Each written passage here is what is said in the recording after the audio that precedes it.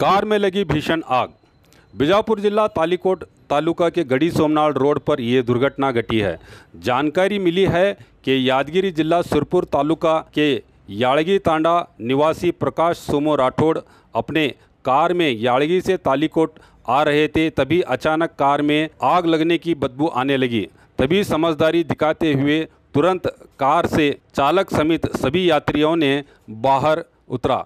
तभी आग ने पूरी तरह से कार को अपने चपेटे में ले लिया, जिससे कार पूरी तरह से जलकर खाक हो गई है। मगर अच्छी बात यह रही कि इस दुर्घटना में किसी की मौत नहीं हुई और सभी लोग सुरक्षित हैं। और खबरों के लिए देखते रहिए बी न्यूज नेशन।